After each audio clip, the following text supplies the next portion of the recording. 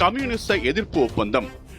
November 25, 1936 அன்று ஜெர்மனிக்கும் ஜப்பானுக்கும் இடையே anti காமெண்டர் ஒப்பந்தம் என்ற கம்யூனிச எதிர்ப்பு ஒப்பந்தம் கையெழுத்தானது. இது இரு நாடுகளுக்கும் பொது எதிரியான சோவியத் யூனியனுக்கு எதிராக ஒரு தற்காப்பு கூட்டணியை உருவாக்குவதை நோக்கமாக கொண்டிருந்தது.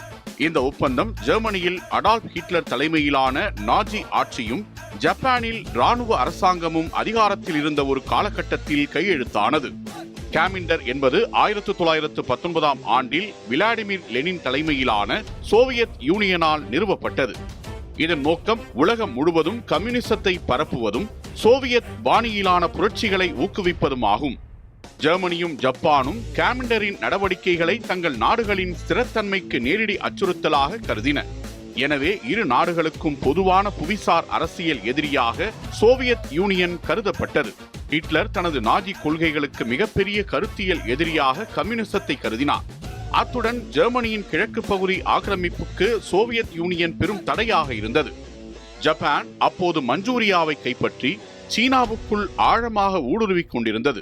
இது சோவியத் யூனியனின் கிழக்கு எல்லைக்கு மிக அருகில் இருந்தது. இதனால் ஜப்பானின் விரிவாக்க திட்டங்களுக்கும் சோவியத் படைகள் ஒரு நேரடி தடையாக இருந்தன. இதையடுத்து சோவியத்துக்கு எதிராக ஒன்று சேர ஜெர்மனியும் ஜப்பானும் முடிவு செய்தன. காமெண்டர் மூலமாக தங்கள் நாடுகளின் உள் விவகாரங்களில் தலையிட முயன்றால் இரண்டு நாடுகளும் தங்கள் பொதுவான நலன்களை பாதுகாக்க தேவையான நடவடிக்கைகளை எடுப்பது என ஒப்பந்தம் செய்து கொண்டன.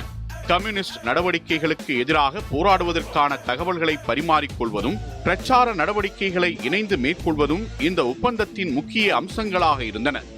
இந்த ஆன்டி காமெண்டர் ஒப்பந்தமே பின்னர் இரண்டாம் உலகப் போரில் ஆக்சிஸ் சக்திகளாக இருந்த நாடுகளின் கருத்தியல் மற்றும் அரசியல் நெருக்கத்தை வலுப்படுத்தியது.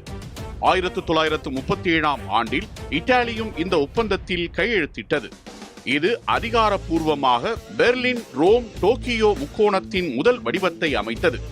இறுதியாக 1940ஆம் ஆண்டில் இந்த மூன்று நாடுகளும் மிகவும் வலுவான இராணுவ கூட்டணிக்கான முத்தரப்பு ஒப்பந்தத்தில் கையெழுத்திட்டன. எனவே 1936ஆம் ஆண்டின் ஆன்டி காமெண்டர் ஒப்பந்தம் என்பது சோவியத் யூனியனை பொது எதிரியாக கொண்ட இரண்டு சர்வாதிகார சக்திகள் தங்கள் எதிர்கால விரிவாக்கத்திற்கான பாதையை அமைக்கச் செய்த முதல் அதிகாரப்பூர்வ கூட்டிணைவாக வரலாற்றில் இடம்பெற்றது.